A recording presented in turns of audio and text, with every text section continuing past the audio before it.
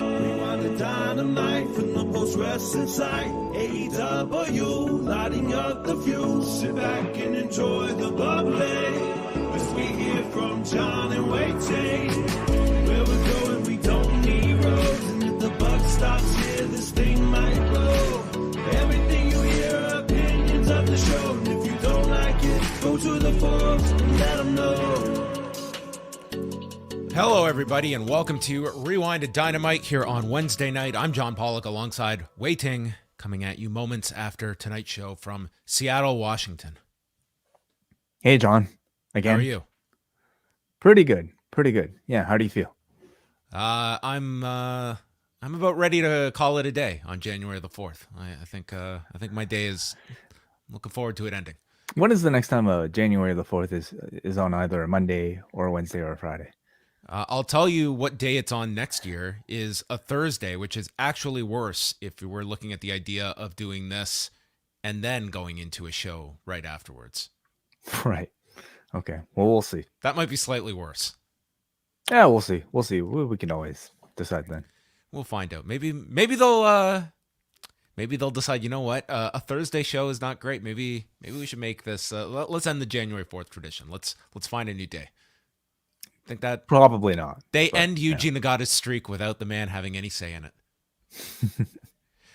How are you doing? Doing all right. Yeah. Doing okay.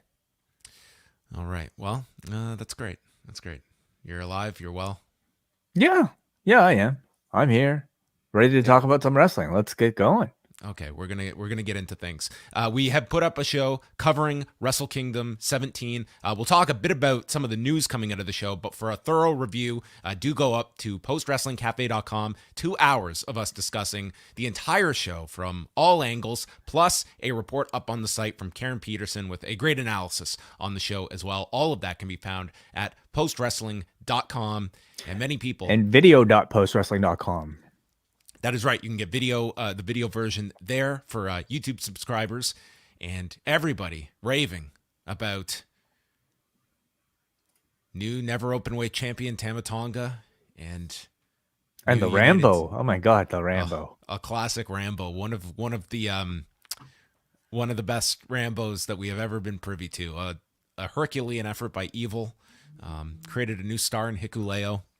Surprises galore, all of that on the Rambo, and yeah, we share our thoughts too on Kenny Omega and Will Ospreay, and maybe even one Mercedes Monet's debut. Yeah, that's true. Yes, all of that and more can be found postwrestlingcafe.com. We will also be going live on the cafe Friday night at midnight Eastern, following 4 hours of SmackDown, Rampage, and Battle of the Belts. So a nice come down from this week on Friday night, where we have 4 hours of new wrestling programming. So tune in Friday night, postwrestlingcafe.com, and yes, lots more stuff that can be found on the site.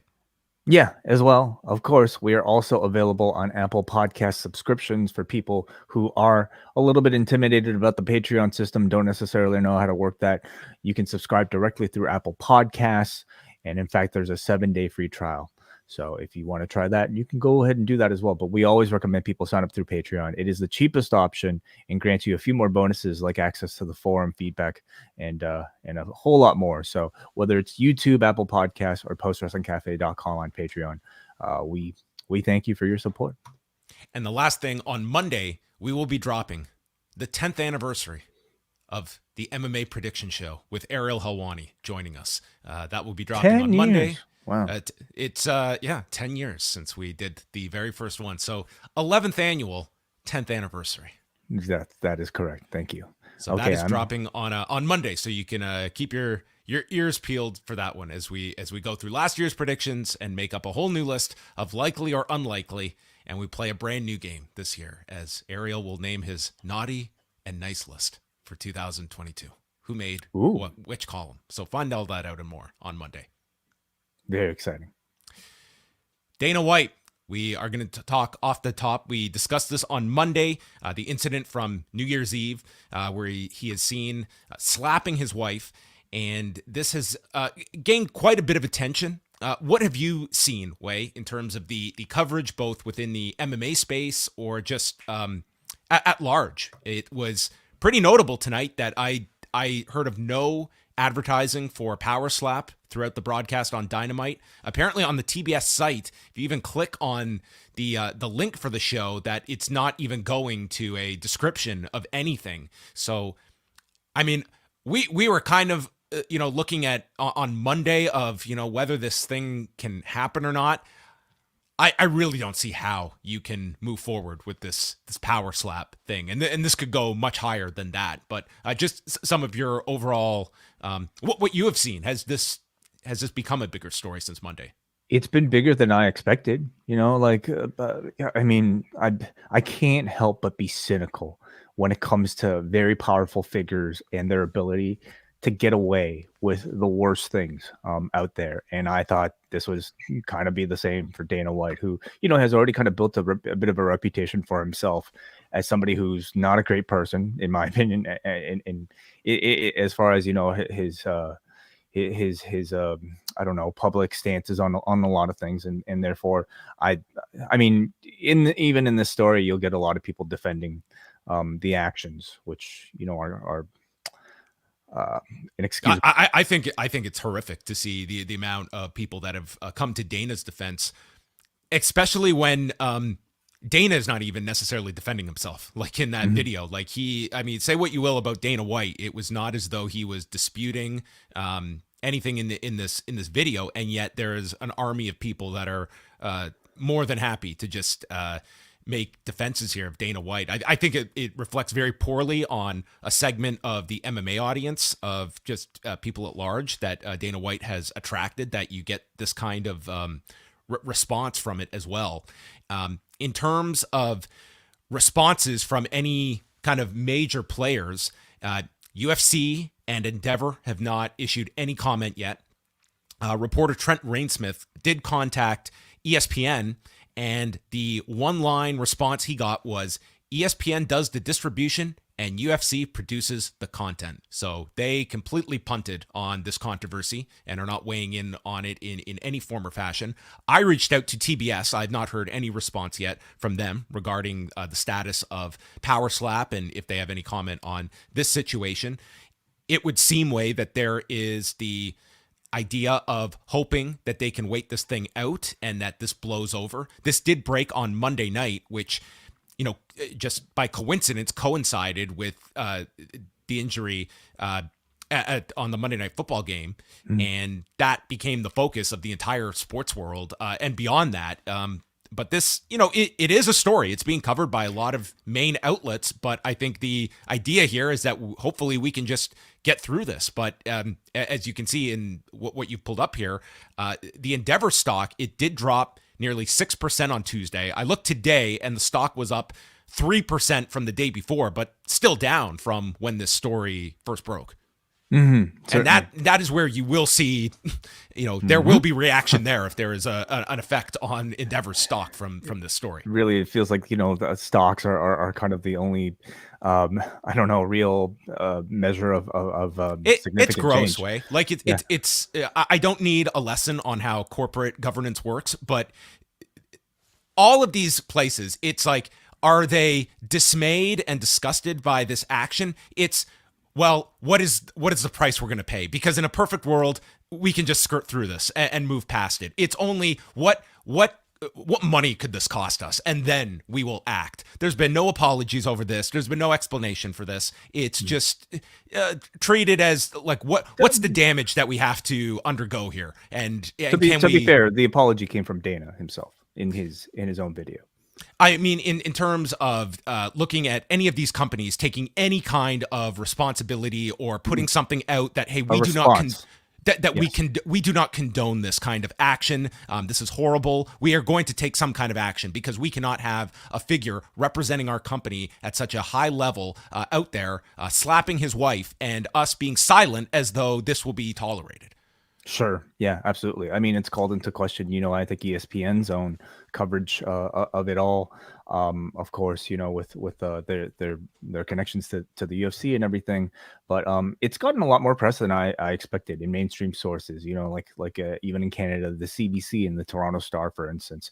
So the Associated Press covered this today. So a lot of papers are picking it Oh, up there you go. from the Yeah. AP covering it. Including this, yeah. So yeah, I mean that to me is certainly significant. And if you're strictly speaking from the perspective of the show we're about to cover, if you're TBS and about to promote a show called Dana White's Power Slap, okay, I just it is.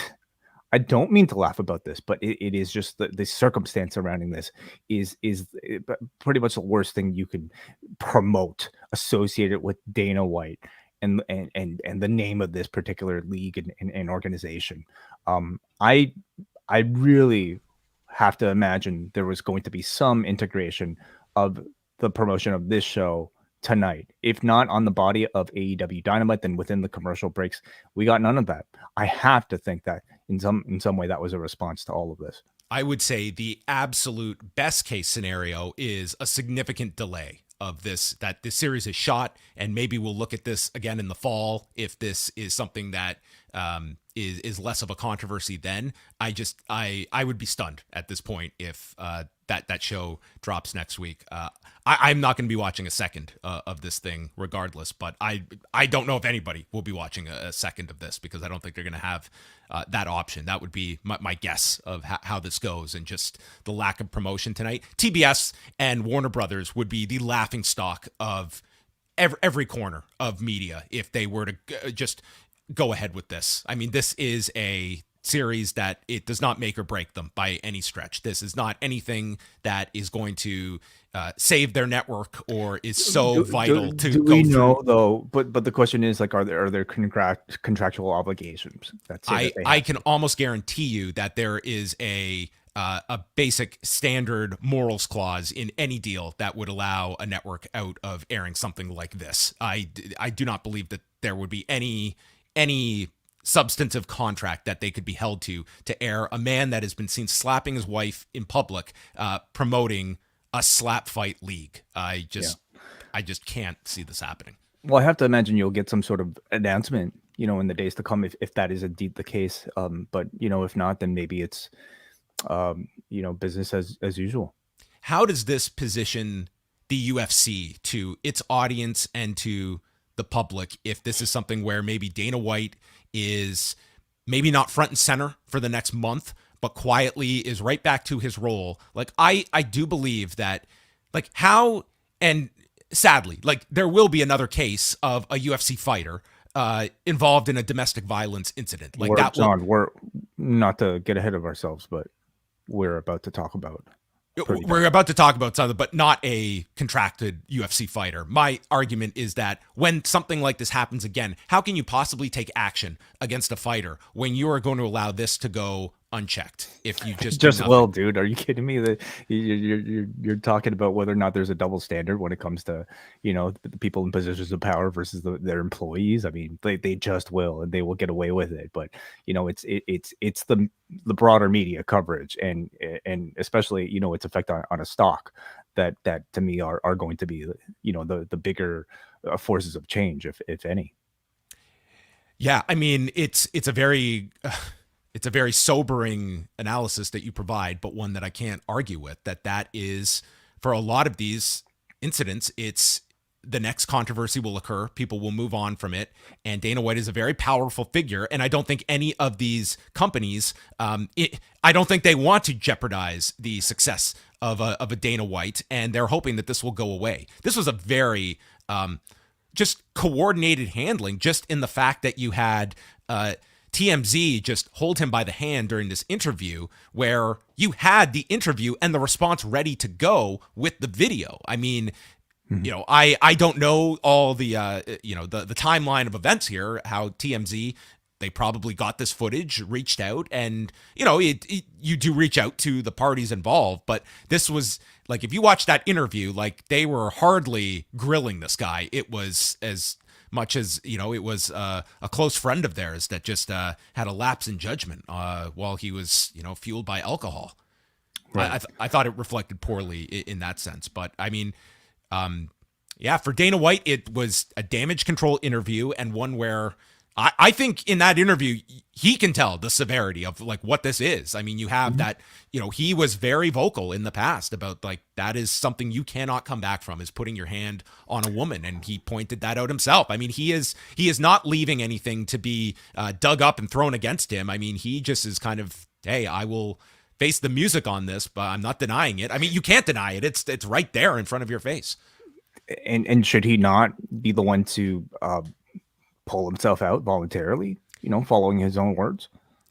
I don't think you are going to see Dana White voluntarily remove himself. I think it would be the case of, Endeavor. I don't believe, I said on Monday how like Disney, how will they react? Given that statement from ESPN, I mean, I think ESPN, like you look at that, like they will not, like at the very least, to put out something that we do not condone this in any way.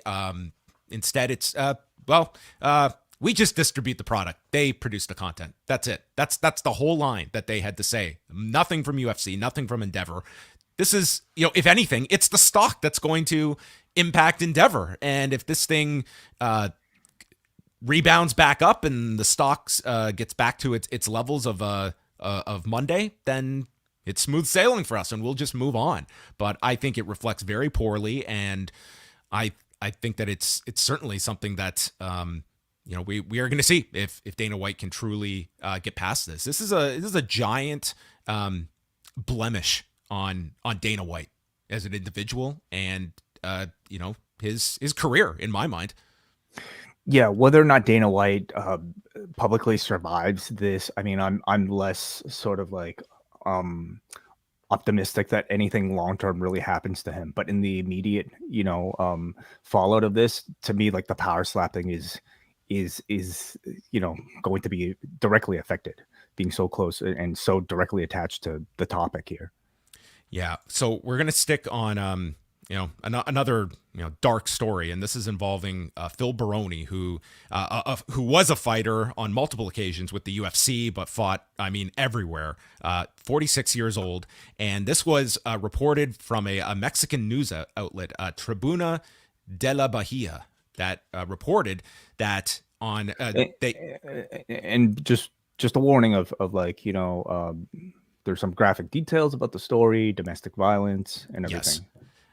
Yes. We should mention that off the top here. And this is, it is alleged that Phil Baroni was involved in he is being investigated for murder involving his girlfriend in Mexico. The report states that Baroni and his girlfriend were at a hotel, and he had contacted authorities after his girlfriend no longer had vital signs. And then when the authorities came, he explained that she had revealed that she had an affair, and they got into, I guess, a fight, and he was trying to get her into the shower, and she ended up hitting her forehead and then fell and hit her head a second time. And she got into the bed. This is his story, obviously. Yeah, this is coming from Baroni, who allegedly did contact the authorities himself, and placed her in the bed and removed her clothes, stating she was cold, and put a blanket over her. And then he went off. He, I guess, left the hotel to go get cigarettes and beer. And when he returned, she was unresponsive. And that's when he contacted the authorities, and she died. So he is in custody as we speak and is facing a murder charge. To my understanding, has not been charged yet. But this sounds horrific. And you look at this story, and man, there are a lot of parallels to the Jimmy Snuka and Nancy Argentino story. I mean, that's what I thought of immediately. It sounded very similar in nature. And Phil Baroni, he is 46. I don't know if you saw, but Josh Barnett had also posted about this, and believing that Phil Baroni likely has CTE, and talking about like his own interactions with Phil Baroni and his state. But that said, I mean, there's no understanding of an event like this, and this is obviously it's a murder charge. This could be very, very significant for Phil Baroni and his outlook on life. Yeah, it's incredibly sad incredibly dark, and something, I mean, we certainly never want to talk about on a combat sports podcast, but God, like, unfortunately, sometimes we have to talk about these stories, and God, you just hope that justice prevails at the end of all this. It's, as somebody that, has been around sort of like our topic of conversation for a long, long time, and a Phil Baroni before, MMA, I think, really became a big thing. He was one of the, like, he was on the very first card that Zuffa promoted after they bought the company, and became a very popular character as the New York badass. Like, he was ravishing Rick Rude as a mixed martial arts fighter. I mean, that was kind of his charismatic, very charismatic fighter. Had some important fights throughout his career, but this is not the time for like a career retrospective on Phil Baroni. But this is not some like rank and file fighter. Like, this is a very well-known fighter over the past 21 years. Yeah, and it's just incredibly sad to see, anybody in our space be involved in anything like this. And again, we await, the authorities to be able to do their investigations before we kind of report on it. But we just hope justice prevails, of course. Yes, a very unfortunate series of stories that we are starting off with. It'll get a bit lighter here as we move on towards Wrestle Kingdom, and we don't want to redo what we already did earlier today, but just some of the keynotes. Obviously, the debut of Mercedes Moné appearing after the IWGP Women's Championship match, where she issued the challenge to Kairi, laying her out and setting up that match for February 18th in San Jose. And I think for a certain segment of the audience, this is going to be the major takeaway from the show today beyond any of the matches. And this one is going to be determined based on how tickets move for that San Jose show and the amount of involvement that Mercedes has involving New Japan and Stardom, which were the two companies she specifically noted she is here for, and expecting that she will likely be building towards something for that big April show that Stardom is going to be running. I would say, this topic certainly becomes a lot more interesting after tonight's edition of Dynamite. We were expecting a bit more of a concrete announcement of Mercedes Moné's involvement with AEW, and that certainly was not the case coming out of tonight's Dynamite. We still, of course, don't rule it out, but it did not come today. You didn't get the obvious hint. But I also don't think you get you have the definitive dismissal of it either, based on how the angle played out with Shida and Tony Storm. That we'll get to during the review. But very interesting, yeah. But no. So I looked up this San Jose Civic. It's a 3,000 seater approximately, right, John? Yeah, I'm amazed that they are running. What do you think of like that venue size? Are they being a bit too modest here? Like, this is a fairly big match for a 3,000 seater. But I guess you wonder if they knew that they had Mercedes attached to the show when they booked it. I mean, it seems like an appropriate size for a New Japan US show. If they do anything but not sell out, would that be? Sorry, if they don't sell out, would that? I would be exceptionally disappointed if I was New Japan if I didn't sell 3,000 tickets for this show. I think that would really tell you where New Japan is on the U.S. market, and like how many free agents are out there that you have a reasonable ability to sign that can make a difference. You would hope that Mercedes does, and I would think like there's going to be once they start to really push that show, and now you have at least a match, if not the outright main event for that show, like how tickets will move for that.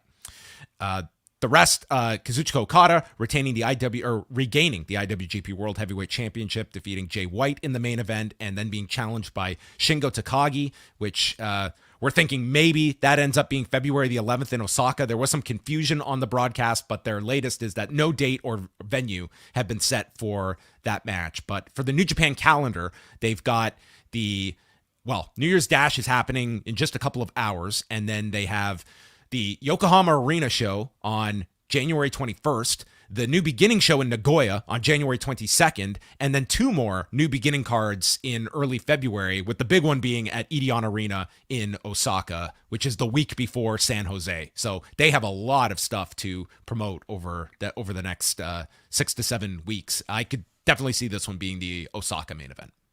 Thematically, it would seem to make sense, as that was the last place Shingo beat Yes. Okada for the championship. Yes, that is where they brought up their history in that city. So we await that confirmation, and I personally await to see like what kind of roster will be sticking around with New Japan, because we've just watched Wrestle Kingdom featuring a lot of special attraction talents. What is the roster going forward going to look like? Yeah, I feel that New Year's Dash will be an interesting show, just to see a lot of these directions, because sometimes it's an angle heavy show, others they do one big thing. And some they have been like subdued shows, but with so much going on, I feel like this would be a show to kick off a bunch of different directions for them. One thing we know is that they will be doing an LIJ Congo series of matches after Congo showed up, led by Keno and Katsuhiko Nakajima, and setting up some future matches. It looks like the direction of Naito Keno and Takagi against Nakajima at the very least, and then Wai's big question of where Tadasuke will end up on this card, maybe with Teton or maybe a tag. We will see. So it's looking like a Noah versus New Japan theme again, which you would assume is going to be the Yokohama Arena show January 21st, which is fastly approaching. So I would think that by the end of this week that they have that Yokohama Arena lineup solidified. And Naito against Keno and Takagi against Nakajima, that's a nice 1-2 to have, but Yokohama Arena, it's a very big building, but last year they sold it out just with the promise of Noah versus New Japan, and people were critical of the card when it was announced, but the concept worked, and the idea is this time around we're actually going to be doing singles matches, which in theory should have more stakes to them. Mm-hmm. Mm-hmm. And the final thing, the attendance was 26,085, so their largest number since 2020.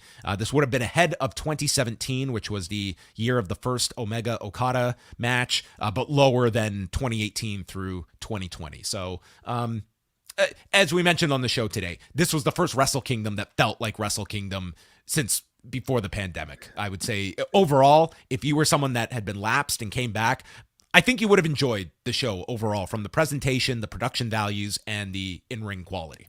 Yeah, I mean, to me, the number feels like it should be celebrated, because you're still talking about a Japan where I don't know how comfortable the average person might still feel to be able to, take part in something like this in a large crowd. Certainly, you're not going to get a swarm of international travelers, because God even knows like what the current rules might be if you're somebody like us trying to travel to Japan, and all the COVID requirements that are seemingly still in flux at times. So I think if they can carry on the momentum coming off of this year's show and throughout the year, maybe next year is when you start to get more into what you were seeing prior to the pandemic.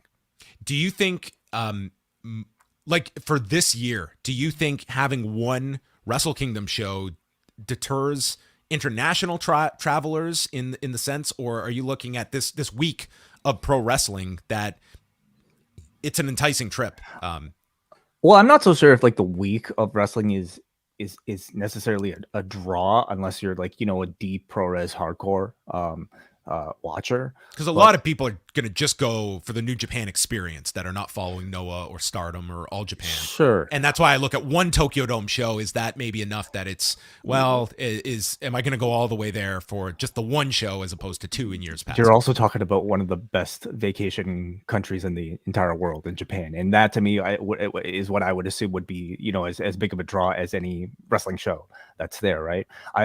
We talked about this on the review, but I mean, in years past, the two nights were a justified attraction. In years after that, especially during the pandemic, they felt like a necessity in order to try to get them to fill two half houses just to kind of make up for whatever money that they can. And that would have felt, I think, similar this year. What just watering down for the sake of adding a few more extra seats. But yeah. I mean, to me, like going back to Japan would be the draw. Yeah, it's Caesarea, conveyor belt sushi, and an Irish pub, followed by the Tokyo Dome is somewhere down the list of your priorities. Vending machine coffee, Yeah.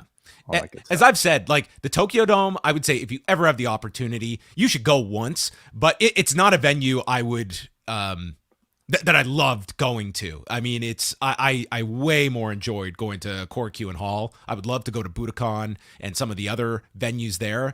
Like the Tokyo Dome just feels like it has a very Skydome feel where it doesn't have a whole lot. That's any stadium show. It is a lot, but there are some stadiums that have a bit more like character to them. Like the Togo, it's cool though. Like Tokyo Dome has a character. A little bit. It's a big construction site in there, and it was made for baseball, and you get wrestling. But hey, I think everyone should go. The best seats were those ones we had on the balcony that first night. Those were great seats. Yeah, remember where we were? It's been 3 years, man. So man, it's almost hard for me to remember that far back.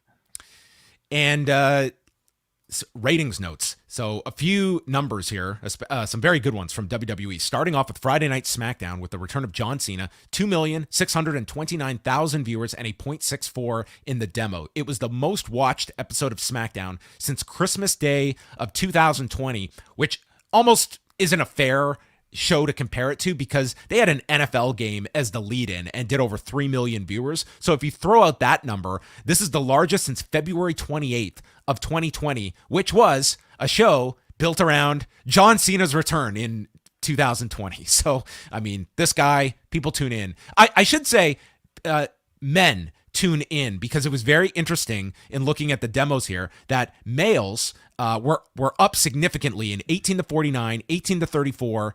In 35 to 49, men were up 44% this week over last. However, in all those demos, they were down 4%, 8%, 12% among women from the prior week. So this was men that were boosting this number. But it was a tremendous, it was impressive alone. It was more impressive the fact it was going against the Orange Bowl that did 8.5 million viewers as well on ESPN, which dominated cable on Friday night. They also did a very good number in Canada, their largest in several months as well. So the John Cena return, it worked wonders and did top the Bray Wyatt tease return from September. So Rampage did not have as strong a night, down 17% in viewers with 470,000 and a 35% drop in the demo to a 0.12. It's only their lowest numbers in a couple of weeks because they had been slowly building up, and then this was a come down number.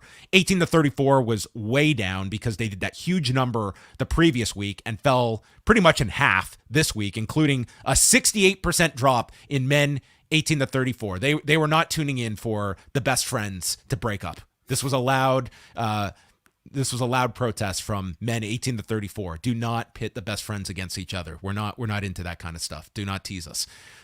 And then Raw on Monday did 1,605,000 viewers, a 0.41 in the demo, falling down to 11th on cable. You did have several bowl games during the day, but the big thing was the NFL game, which was a very interesting case because you had this horrible incident involving Damar Hamlin getting injured, and the injury occurred at 8:55 p.m. So what you saw was Raw did a tremendous first hour. It was the highest hour of Raw since November, but then the show just tanked in hour 2 and 3. Huge declines in those hours, and what you had was a lot of people tuning over to the game and what was going on there.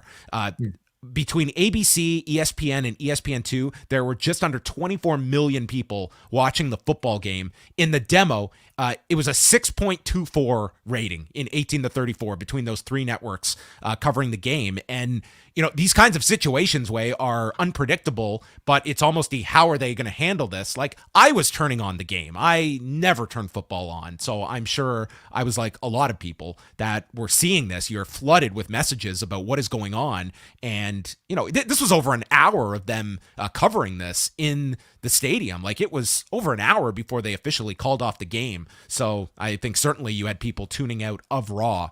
They fell 24% in viewers throughout the show, 22% among 18 to 49. But in Canada, their highest number since Halloween.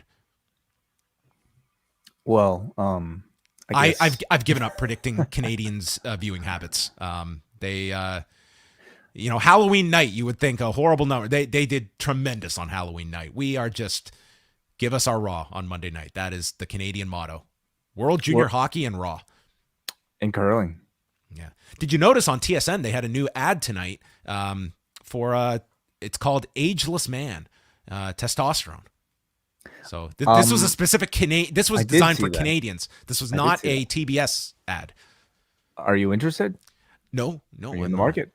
I'm not in the some market tea? for any testosterone. No. I want something that gives me lower testosterone. I want some lower T. No. Yeah, I don't know. I don't know what you could do for that. That is all the news, Way. Thank you. Great as always. Very comprehensive news pack. As John mentioned, a lot of great writing on the site. Updates on Wrestle Kingdom from Andrew Thompson. Great thorough report from Kieran Peterson on the site as well. So go check that out at postwrestling.com.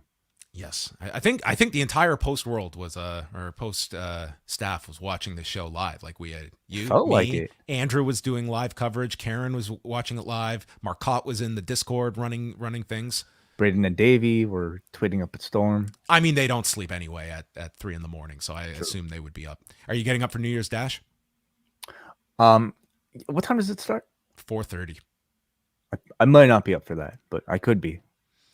I'll be up early. I'm not getting up live for that one. But WH Park and I will be live Thursday at 1 p.m. Eastern time on the free YouTube channel. So go right here, youtube.com/postwrestling. Just subscribe. Just do it already. And you will get notified when WH and I go live, and we will chat New Year's Dash and get WH's thoughts on some of the highlights over the past week. Because I saw the Stardom show, the Noah show. I saw Kento Miyahara and Takuya Nomura. And, of course, WH's thoughts on Wrestle Kingdom. The man always comes loaded with thoughts. I think WH might even have some nice things to say about a Kenny Omega match this time around.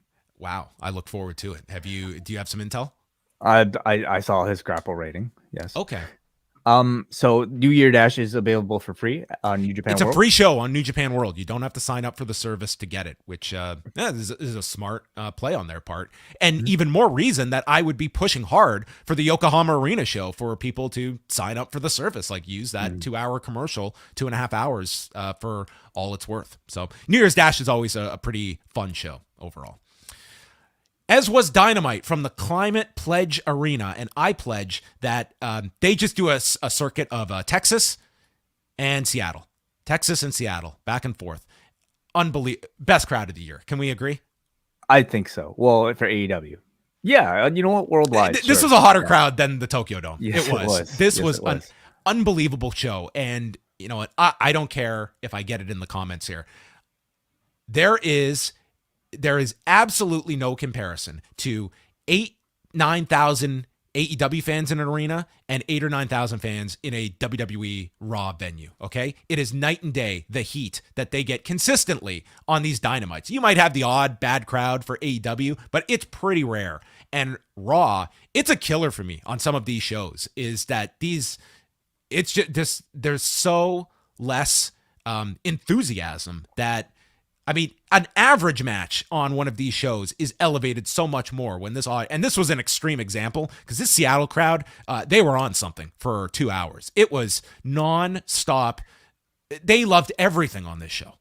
Well, it's a debut in a brand new city, and you know there are a lot of untapped markets for AEW and a lot of pent up, I think, demand for these things or for this product. You have, of course, a Bryan Danielson. I think you have, they booked the show for the Seattle market too with Darby. Oh, and Darby, with Danielson, with Swerve, and most of all, they were like, we need to carve out some stuff for Aubrey Edwards on the show. Like they cornered this hometown return for everybody. Yeah, if there's any disappointment, maybe, that this show might not be as promoted as heavily as like the LA show that's coming up next week. I mean, you didn't hear it from this crowd. They were treating this like it was their Wrestle Kingdom. Yeah, so the last number from WrestleTix was over 8,800 tickets distributed for the show. Sounded like 3 times that at points on the show. Excalibur welcomes us to a brand new set, John. Yes, a new era of AEW. So we had like a slightly remixed theme, and then we go into the look. We're going with like a red, white, and blue color pattern. No more tunnels. No more tunnels, it looks like. Although I believe like it still looks like they might have like heel and babyface entrances. Did you get that sense, John? Looking at from the sides, I did not notice it. If that is how they're coming.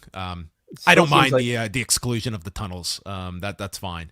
I wasn't paying attention if people were, but it does look like 2 separate entrances there. Yeah, but just a whole lot of screen, similar to I think what you currently see on Raw.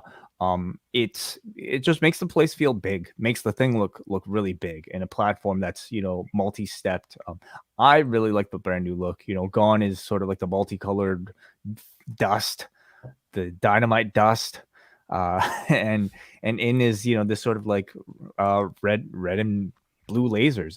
It's fresh, you know, like I expected them to maybe change even a bit more, like maybe even the logo, but you know, as Tony Khan said, he didn't want to overpromise and then under deliver. So this I thought was a very satisfying, you know, fresh coat of paint. Yeah, there was also a point in the show where they came back from a break and we got like a scenic shot of the Seattle skyline, which I do not remember AEW ever showing. And it was just like you see the Space Needle there, and just it gives you some like, hey, we're here in this city. Let's like make that like, it's almost like the city sometimes is a character on the program in and of itself. Like they're reacting in such a way. And it was it was a small thing, but I like that kind of addition.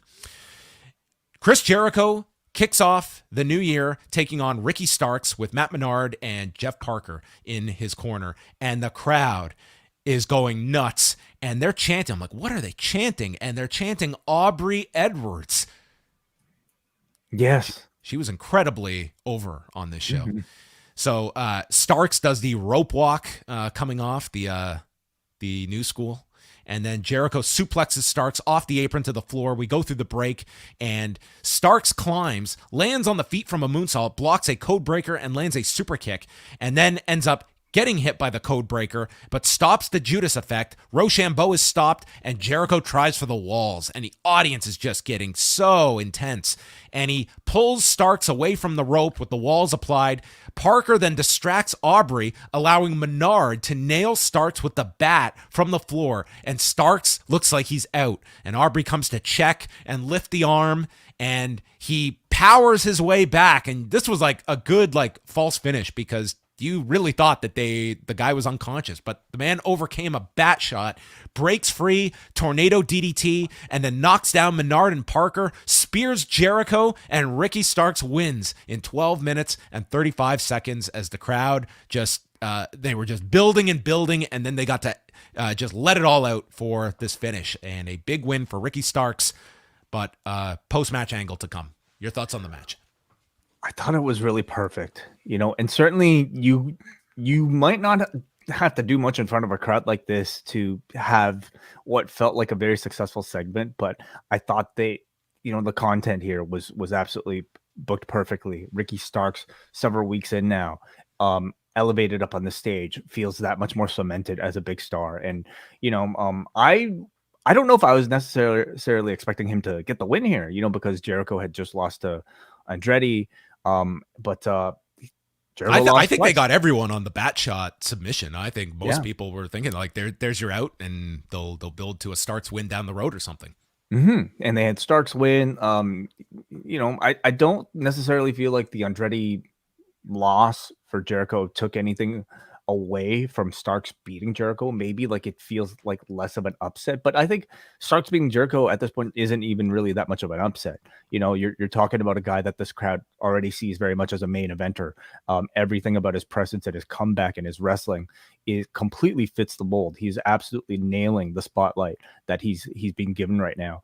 And Jericho doesn't lose a thing. Again, you know, like he lost to Andretti, still comes in as like, you know, one of the biggest heels of the entire show. And after this loss to Starks, I mean, he can't lose every single week, but like 2 in a row, I think is more than justifiable for Chris Jericho to keep this thing still fresh. And they're going to keep going with this. You had Daniel Garcia, Jake Hager, and Sammy Guevara storm the ring, attacking Starks when Action Andretti returns after being warned never to come back here. And he runs down with a chair, and his eye is all done up, selling the effects of the fireball, and starts leveling the Jericho Appreciation Society members with chair shots. And then Anna Jay takes the chair from behind, and with Andretti focused on Anna Jay, Ty Conti is behind and low blows Andretti, and then Starks is powerbombed off the apron by Hager through a table. So Andretti and Starks are left laying by the end of this segment, and more to come. But yeah, you incorporated Andretti into this. Starks had a great win, and you probably can build to some kind of tag match or different combinations here that you can go with. Huge reaction for Andretti. Like, man, this crowd really is treating this guy well. Like you know, they're still coming off of the fumes of that incredible, I think, angle / match that he had with Jericho. And I mean, really, they did a great job of like underselling us, Action Andretti, because he comes in and this is, by the way, a photo from an indie show where he's still selling the eye patch and eye injury and everything. Good for him. So it's wonderful. But like he's been given the spotlight, and I think he's been absolutely delivering. He's clearly somebody that's far more capable than what we probably expected of him initially. He fits right into this like big TV spot. Tony Schiavone is in the ring and brings out Hangman Page, and there is nothing that Hangman wanted more than to come out here and announce that he is medically cleared. But as of today, he is not. And he doesn't want to keep setting back his timeline by showing up and attacking Moxley. He has been told not to. And he says he wants him next week in Inglewood. But if I fly home and get one final brain scan, then I will be cleared for next week. So I am not Dr. Alex Patel. Maybe we should have brought him on here. I had many questions here. So he's not cleared. That means they made a determination today that your brain is not fit for physical contact as of today. But when we scan it in a couple of days, it'll be fine. Is that how concussions work? That you have a concussion right now, but you won't on Saturday? I don't think that's how that how it necessarily works, but it's just it's a very dumbed down idea of how biology works in professional wrestling, where 2 days time strictly equals health. And it's more so just, I think, Hangman saying, if I don't get physically involved today, my healing can progress as prescribed. Well, this is the time when you have always said that it kind of annoys you when they have to go out of their way to say no physicality. That was obviously the reasoning here, but I think they overthought this, because for him to come out and just announce, I'm cleared and the match is on, giant pop, and we know definitively the match is happening. And I think everyone realizes the match is happening next week, but it was still like, it's like the whole reason we didn't say he's cleared is so that we could have a reason for them not to go to blows with one another. And I think it just could have been done in a better way than, well, I'm not cleared yet, but hopefully I'll be cleared in a few days, instead of just the match is on next week. Let's just hard sell that the match is on next week. So anyway, not a big deal. I think most leaving this realize the match is happening next week. And Hangman promises to, quote, knock your dick in the dirt. Put that on a t-shirt. Is that a new stipulation match? A dick in the dirt match? I don't know if I want to see that or not. Yeah, I think so. So Moxley comes out and goes face to face with him and said he's surprised Hangman made it here after all you've been through, being very sarcastic. I'm tired of the candlelight vigil for you. And then the audience starts chanting, we can't hear you. And here, us at home can hear him perfectly fine. There is no problem with the audio, but the crowd cannot. So he gets another mic and he talks, they cheer, but then they quickly boo again when they can't hear him. He's going nuts because it sounds completely fine. So I imagine he is not understanding, like it doesn't feel like there's any problem here. So, well, he can't tell what's coming through the home speakers or not. He's just talking. Yeah. But yeah, the house speakers were. Moxley tried to keep a straight face here, but even at a certain point, it's like, Jesus Christ, can we get this back on track here? I think they should be grateful that it happened to somebody as experienced as Jon Moxley, because I think under less experienced people, it could have been far more awkward. Moxley was able to take it, and it was just like, all right, go Seahawks. Let's just go, get on with this thing. Imagine it happened during Max Caster's rap. Oh, crowd would have been livid. Yeah. So the mic, they get the mic working. So 2023 new look. 2024 we're gonna get a new sound. the mics, yeah. Eventually we'll work. I thought it would be maybe the crowd was just being so loud that they couldn't hear him. That was my thought here, because anyway, it sounded fine to us. We were not having the problem at home, but nonetheless, They get back, and he says that Page plays the victim. It makes him sick. Page explains, it didn't make me mad that you knocked me out. I've been knocked out plenty of times. It's the profession that we're in. I'd never be mad at you over something like that. But then you made a joke about it. A joke about nearly changing my life. And it's because you felt threatened. And you know that I'm coming for revenge this time around. I've got 2 in the chamber with your name on them. And you're going to get them at the Forum. So this is your dick's going in the dirt and you're going underground. Ooh, ouch. These were threats. And They Moxley really were. says the only joke is Page thinking the next time is going to be any different. You don't belong in the ring with me. And next time, I'm going to make sure you don't come back. And Moxley took off. A great segment between these two. Really rooting for this brain scan to come back with the with this match being a go for. I mean, they really should make that the LA segment. You know, Page gets his brain scanned. Tune in on Rampage for the live brain scan. Live. Doc Sampson reads the results of the brain scan. We can have an envelope presented to him. Gets out like the. I don't know if those things are immediate though. You know, you might have to wait a few hours before a brain scan comes through. But yeah, sure. This poor guy, just the amount of air miles Hangman has picked up with this concussion, city to city, every single week for his updates that are, not cleared, not cleared. See you at the next town. Anyway, John, they must hate somebody like you reviewing something like this because no one's listening at this point. They would hate me. We've had some great promos from these two, haven't we, throughout this entire back and forth through a series of brain scans. It's great. It's made for some great excuses to be able to hear from both these two complete huge baby faces on the roster, cutting very, very deep, scathing promos on one another, and yet somehow we still want to cheer them both at the end of it all. I think they both felt really strong coming out of this. Moxley especially, like he's just he's been so natural, and Hangman too, like at this point, like having gone through the title run, coming back up into the spotlight after maybe a second half of 2022 not necessarily feeling like he was in a main event role at all. He really feels hot again.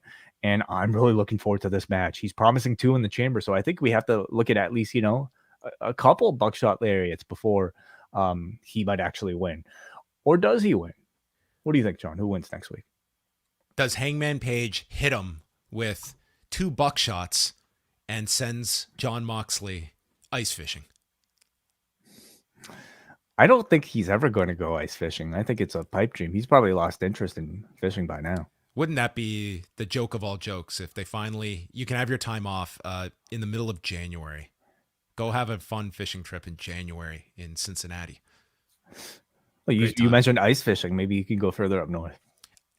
Have you ever met anyone in your life that said, hey, I was ice fishing the other day, or I want to go ice fishing? I've never met someone that has wanted to do that or has gone. I mean, it's never come up in conversation. Somebody might very well want to. I think it's a myth that anyone's gone ice fishing ever. It just doesn't seem like something anyone would want to try. Right. I don't know. I have opened myself up for plenty of feedback. Ice fishers, have at it. I mean, we'll see. Phil, I thought the segment was great. I thought it was really good. My best talker of 2022, Jon Moxley, getting off to a nice 2023. I don't believe this person, by the way. I mean, doesn't even attach a real name to this supposed achievement of ice fishing 3 times, nor is it a real avatar. So I can't believe him. Joe versus Darby, the little dead boy that could. Darby Allin, who will be in the main event with Samoa Joe. I haven't found that book yet for my kid. So it's usually it's a mail order for sure. Okay. The little dead boy that could. The Acclaimed versus Jeff Jarrett and Jay Lethal. Match that Jeff Jarrett's going to shoot. He's going to shoot, brother. AEW tag titles on the line. Max Caster comes out and raps, stating that Karen is getting dragged online worse than Skip Bayless, that Jeff will blame Dixie Carter for anything that goes wrong, and you messed up like Andrew Tate did. Nothing off limits for. I mean, Max Caster raps are kind of like my connection to pop culture these days. Sometimes I get the references. Sometimes I hear the names, but don't exactly know what the stories are. So I'll assume this killed live, so I'll assume it was a great line. They were into it. So Max Caster and Jeff Jarrett, who have been working overtime over the past week, building up this match. Bowens too. Bowens as well. Karen Jarrett tweeting. And so Max is doing all these like the Kurt Angle, like twirl, and then applies an ankle lock to the ankle slam, actually. He did the angle slam as well in this. You're right. So doing all these spots in front of Jarrett to upset him. And then Billy comes in and they all scissor before Billy is ejected. And this crowd is livid that Billy is being thrown out. Jarrett is so happy about Billy being sent away. They get the advantage on Bowens. And then Jarrett knocks Caster off the apron.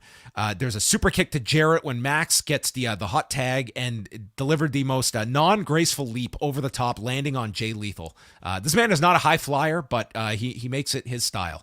And then Jarrett shoves Max off. He, as far as like wrapping wrestlers go, I would say he did pretty well, flying over the top rope.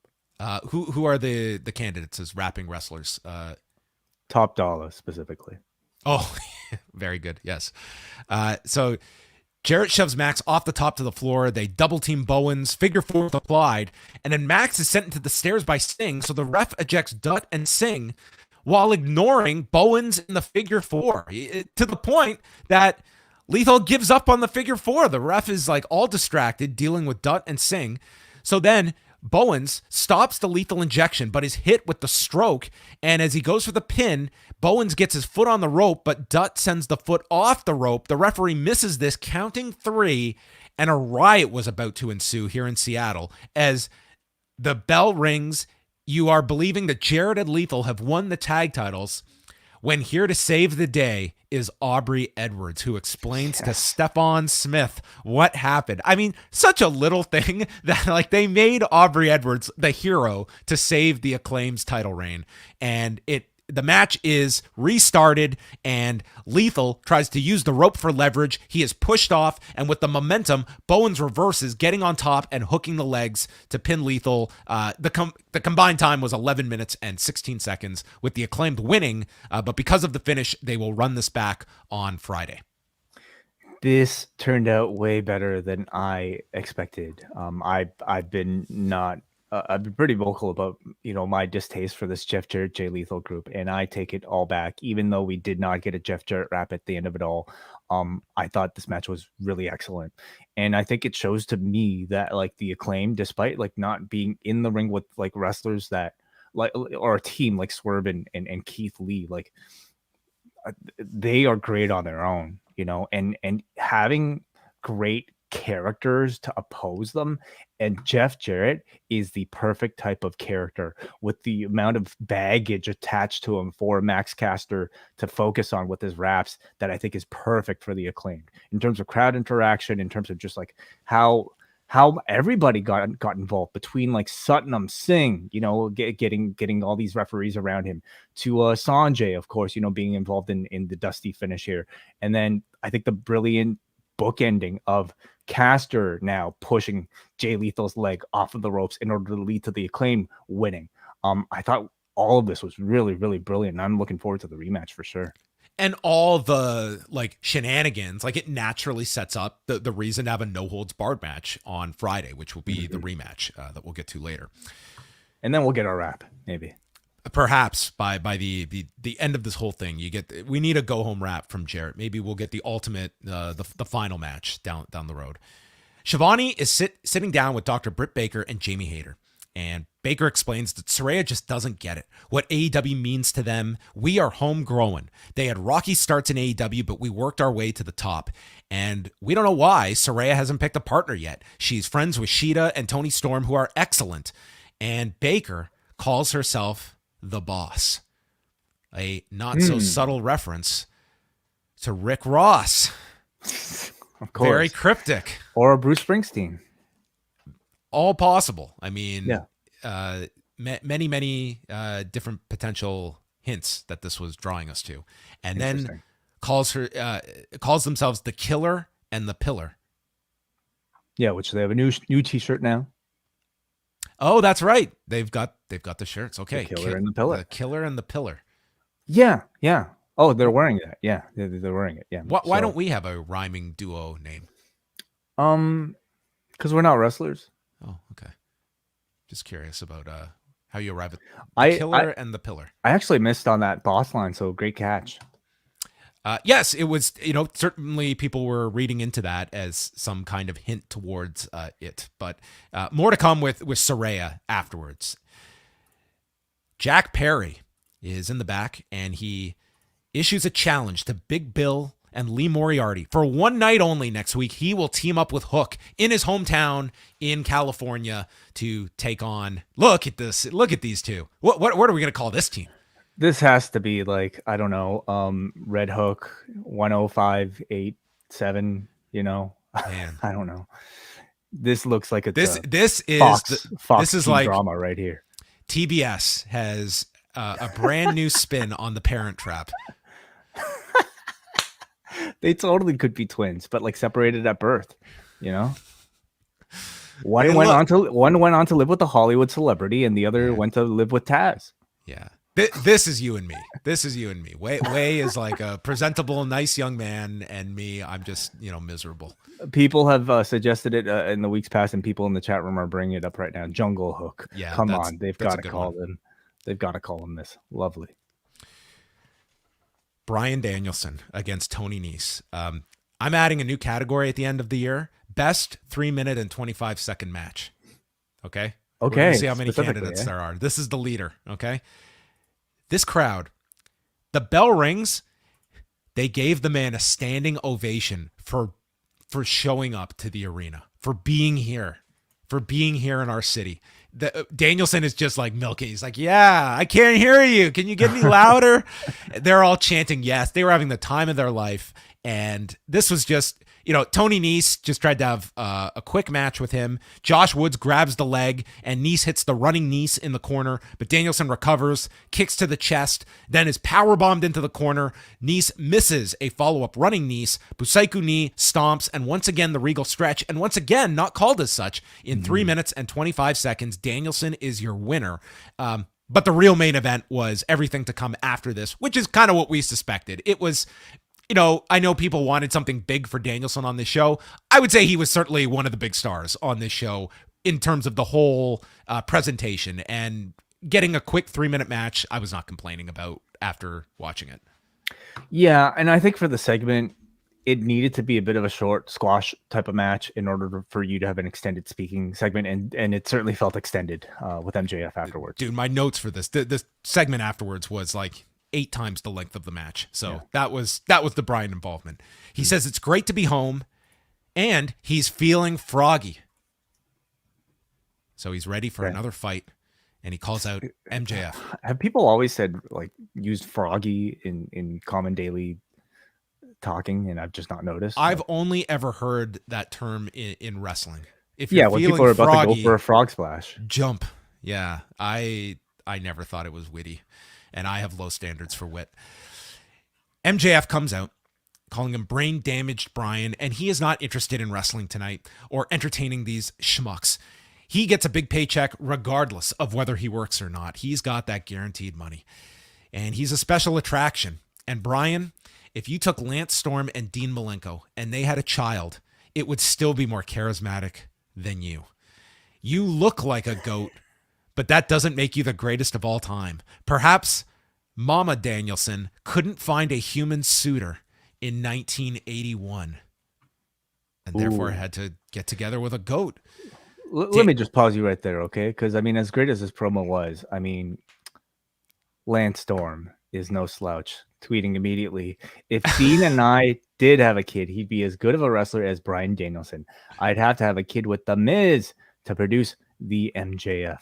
Ooh, look at Lance on top of this. You don't want to screw with Lance on Twitter. Yeah, wow. That was great. The Lance gets zingers in, for sure. That's it. So Danielson then brings up all of the human suitors that he's heard his mother has had, that being MJF's mom, and says that there's more than that could fit into this arena. And then Danielson surveys the crowd. How many of you have slept with MJF's mom? And they all cheer. Yes, we all have. MJF He said, didn't say those words. He says, "How many of you are human suitors for MJF?" He well, was what a do you bit think he meant by this? You think I'm just saying Bryan the- Danielson is a little bit classier than that in delivering your mom jokes. Yes. All right, yes. How many of you had a custom suit made for MJF's mom? MJF says he's the best wrestler and has a title to prove it. Who made you the best wrestler in the world? Journalists who have never left their mother's basement? I live on the second floor of my own house. Thank you very much. That's right. Mortgage, bitch. And says, there are 3 men who have put me over. Disco Inferno, Eric Bischoff, and Jim Cornette. Great lines here from MJF. I thought the low-key best line of this was Danielson in his calm Bryan Danielson-like way, like taking a deep breath and stating in like the most relaxed tone, MJF, I hate you. Like just such calming, I hate you. Like not a anger, but just a fact. I hate you. And MJF runs as Bryan teases going after him. And MJF says, this is not play wrestling, it's pro wrestling. If you want a shot at my title, then you need to become the #1 contender. And he has come up with a gauntlet that Danielson has to run, where you have to wrestle on TV every week through February the 8th. And if you win all those matches, then you can become the #1 contender and get a shot at Revolution. Danielson says, no. I'm cool wrestling my schedule whenever I feel like it. And MJF blows a gasket. I run this company, not Tony Khan, not the EVPs, and you'll never get a title shot unless you do it my way.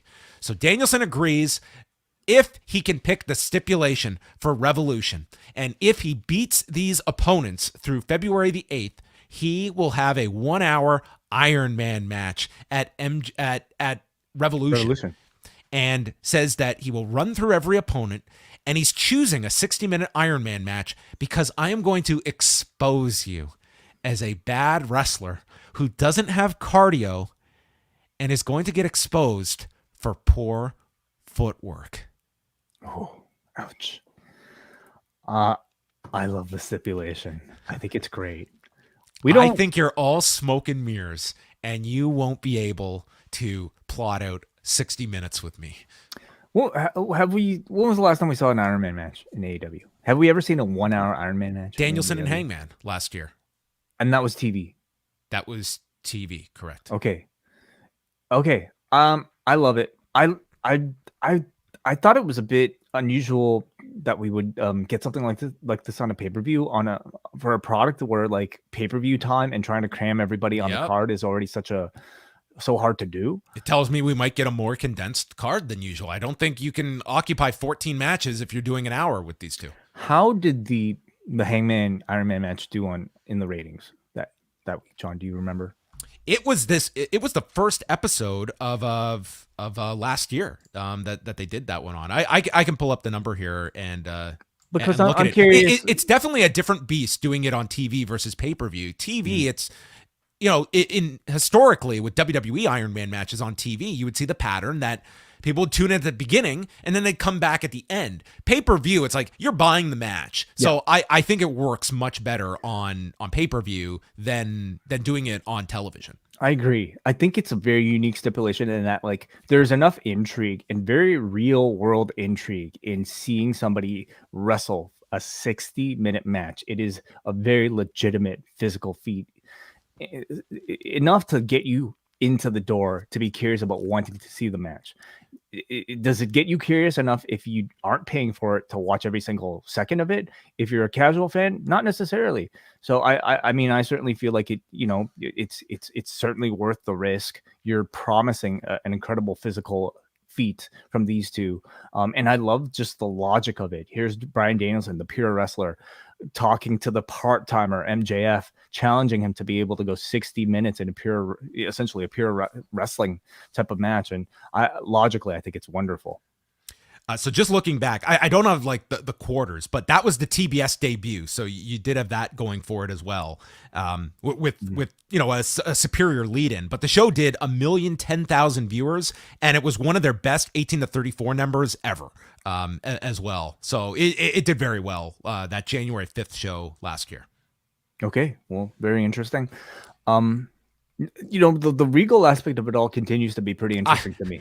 I don't even want to bring up Regal. I don't feel MJF is being painfully holding on to this title and everyone is after him, and it's the curse that Regal has left him with. I don't know. The more I dissect that promo, the more the Regal explanation, I agree, I thought was completely unnecessary, but from Bryan's perspective, I mean, that is his motivation for wanting to get at MJF, is it not? At least that's how it was, and he continues to remind us by using the Regal stretch, even though the announcers aren't calling it. And in the body of this promo, you certainly had no mentions of William Regal. Like, I just felt the whole idea of revenge for Bryan was definitely understated this week, maybe compared to previously. It's tough because you don't want to just complete, like, that was the whole setup for this. At the same time, you probably don't want to be making Regal such a focus. Yeah. It's a difficult balancing act, but that is the reason for this. And the fact that he's using the Regal stretch, like, they are keeping that aspect of it alive, and also keeping him separate from the BCC throughout this whole post. So he is teaming with Mox on. That's right. That is right. They are teaming up. So that's interesting for Portland on Friday night. Next match was Killshot versus Dante Fox. Part 2. That's it. Yes. They mentioned Swerve being from the Pacific Northwest and also a veteran of Defy Wrestling. There you go. Look at Excalibur trying to be all Michael Cole on us. And they mentioned their history being in Lucha Underground, which I want to know if we're acknowledging their rivalry in Lucha Underground, do they also adopt their characters from that time? Like, did Swerve in fact leave him on the battlefield? Who died in Lucha Underground? Neither of these two died, but they were. Who has died? Oh, plenty of people died. And if they pop up in AEW, how do they explain that? If now, well, these two didn't die. Is canon. I'm saying if in the future. I understand. Well, if Dario Cueto ever shows up, it would have to be his. What was it? His father or his.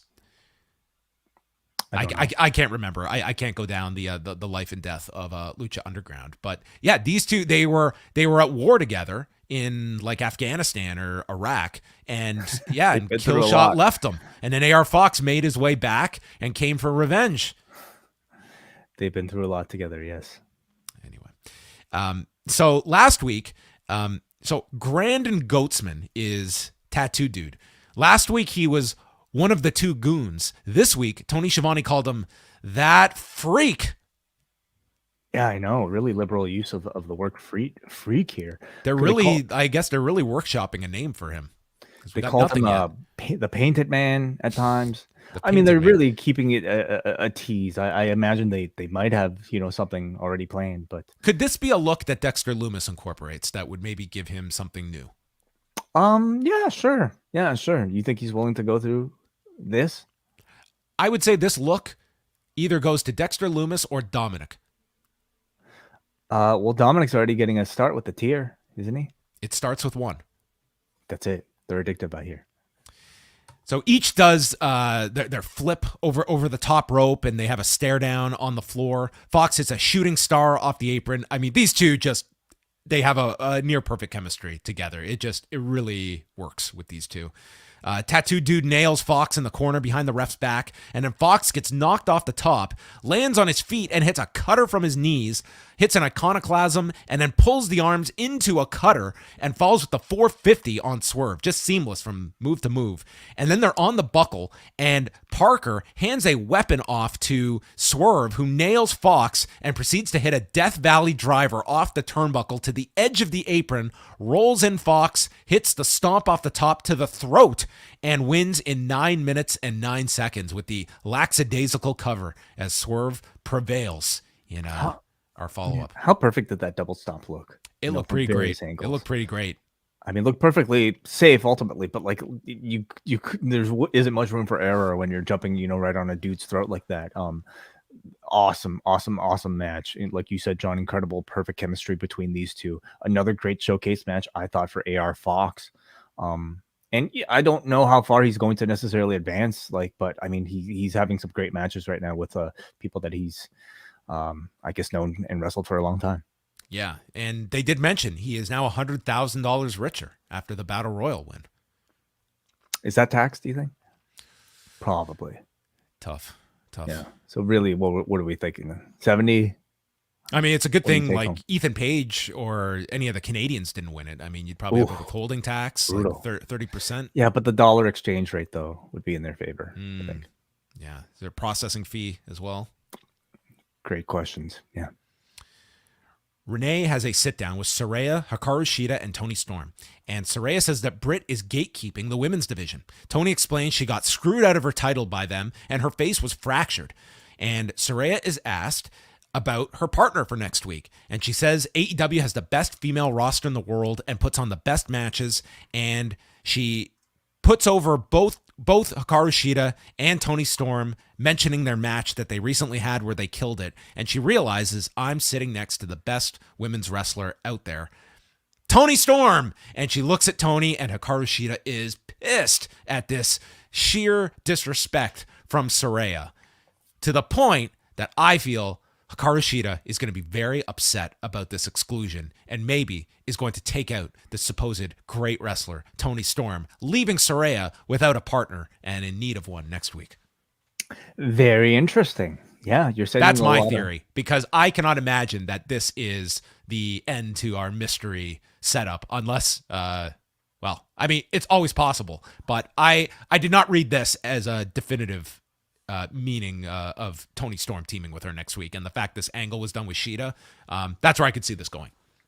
The idea of a possible Shida heel turn, I saw on my timeline, at least seemed to excite a lot of people.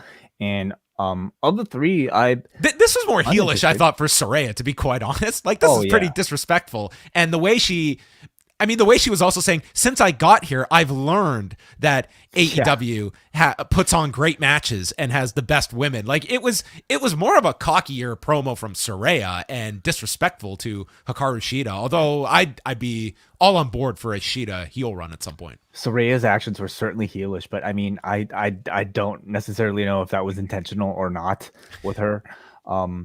We'll see, man. Like, they're choosing to keep this thing a mystery for a lot longer than I think, you and I were expecting up until this point.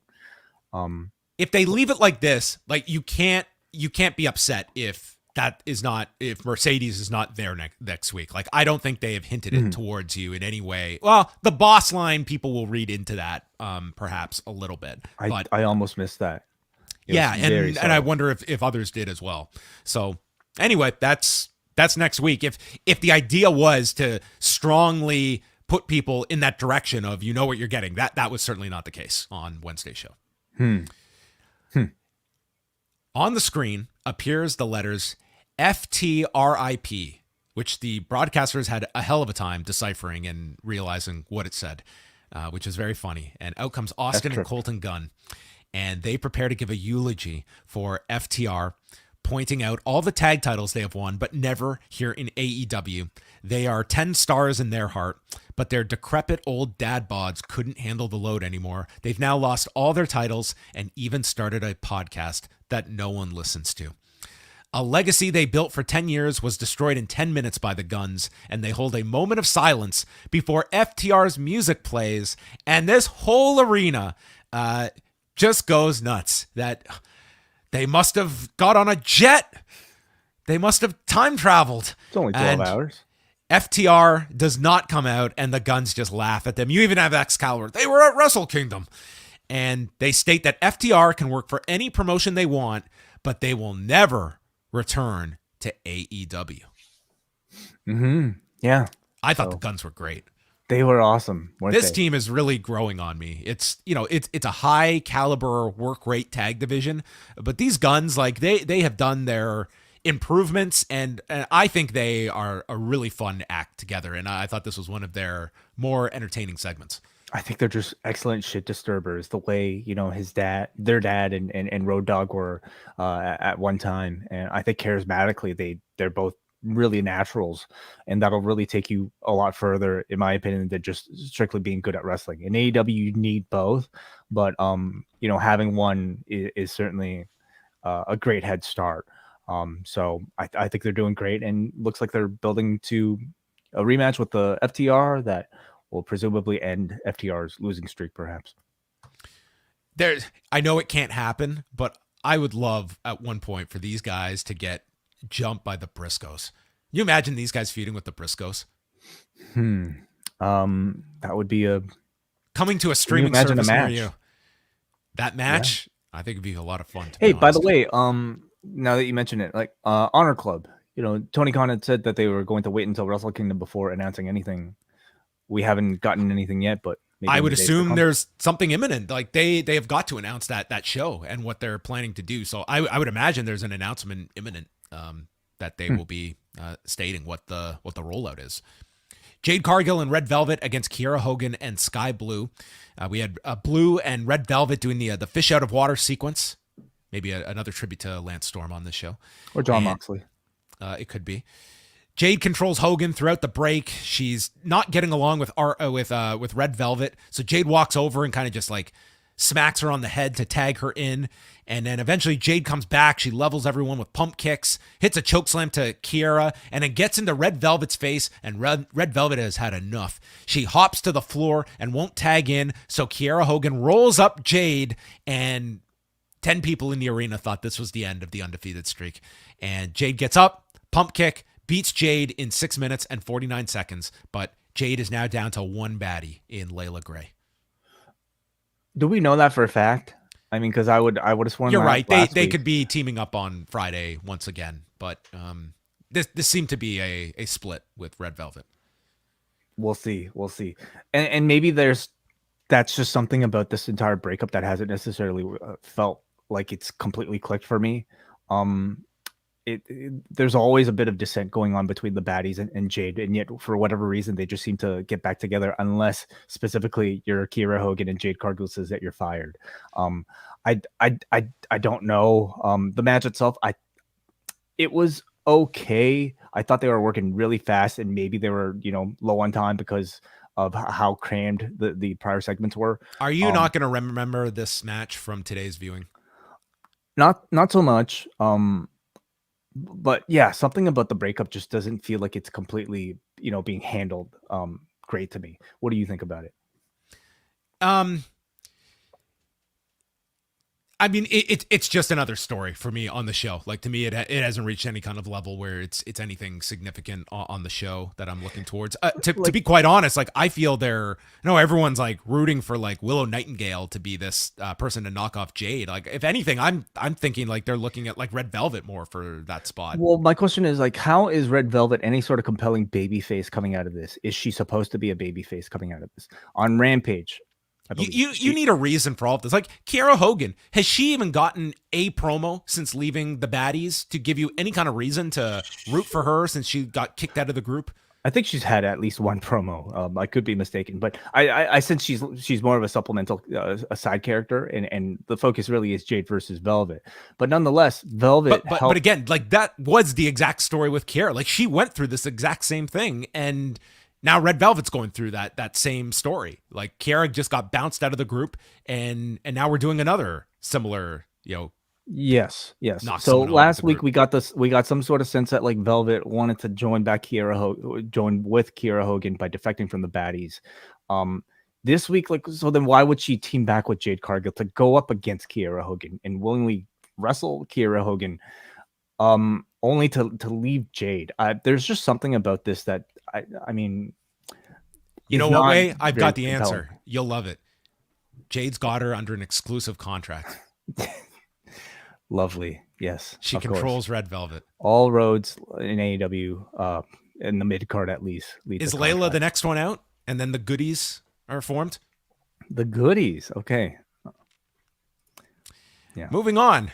Rampage and Battle of the Belts on Friday night. According to TSN's schedule, they are listing Battle of the Belts for Friday night at 11 on TSN 5, with the caveat Rampage is not listed to air, so you'd have to stream Rampage, and then you can watch this on TV at 11. But the description says Battle of the Belts 4 with the lineup from the last Battle of the Belts special, which I imagine is just an error, but it looks like it will air on TSN 5. But that's only Battle of the Belts, which is the second hour. That's so weird. Why? Why did they do that? I don't know. Just watch on the app. So Rampage will have Moxley and Danielson against Top Flight, which should be tremendous. House of Black will speak. Preston Vance, whatever his name is, he will be in action. Jamie Hayter and Britt Baker taking on the Renegade Sisters. And then Battle of the Belts has the no-holds-barred rematch with the Acclaimed against Jarrett and Lethal. Jade Cargill against Skye Blue for the TBS title. Skye Blue got a title match out of that. Well, she was the most non-factor in that whole match. She didn't get pinned, right? She did not get pinned. Correct. So that's enough to justify a title challenge, isn't it? I guess so. You were not the fall girl. You didn't do anything. And then Orange Cassidy against Kip Sabian for the All-Atlantic title. Not the most inspiring Battle of the Belts lineup. I gotta say, I might be looking forward to the Acclaim versus Jeff Jarrett and Jay Lethal the most out of that's 100% the match that Cassidy and Kip. I'm sure it'll be fine, but is it a match I'm dying to see? I can't say I am. Next week's Dynamite though has Moxley and Hangman, Bryan Danielson, and his first obstacle in the path to the title, Konosuke Takeshita. This is a big featured bout, and that's any match with Konosuke Takeshita seemingly against any sort of main eventer. He's just a name you can put in there with a John Moxley, with I don't know, and Claudio Castagnoli, and it's automatic intrigue from the hardcores. This is the type of match I feel like Seattle might have been a bit happier with, but I mean they certainly weren't complaining tonight.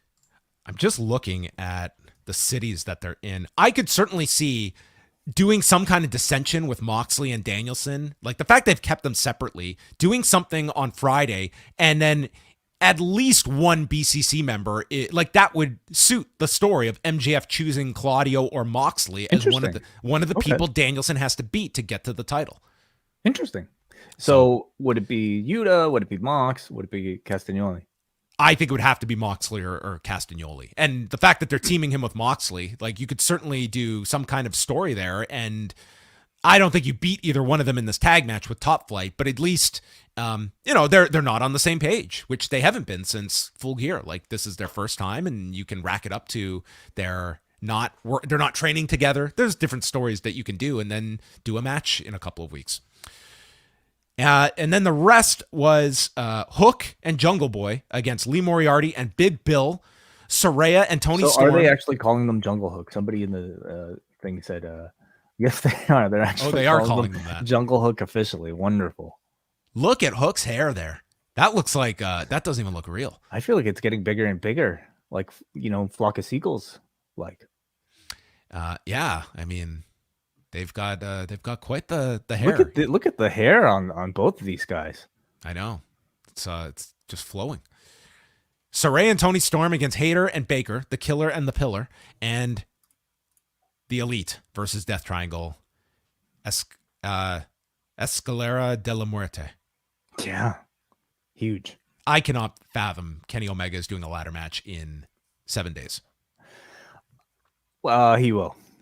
What do you have? That's this guy Tom. It's Tom Customs made the greatest Jungle Hook graphic. This is wonderful.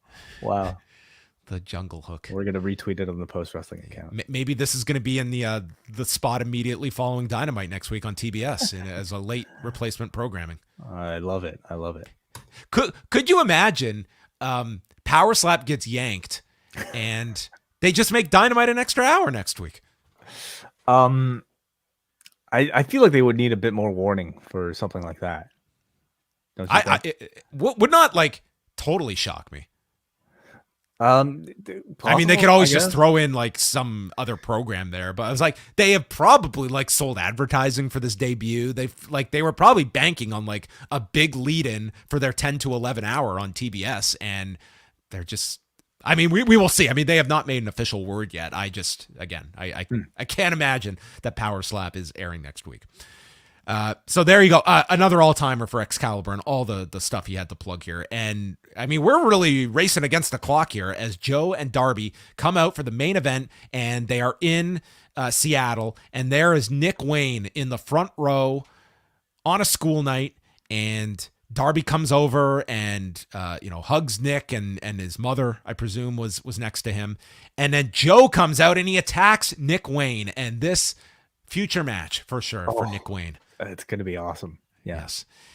Darby then dives onto him as he's going after Nick Wayne and takes Joe up the ramp and brings out a ladder and jumps off the ladder with a swanton onto Joe, who is standing. Like, he's not even flat to take this. Like, he just absorbs Darby.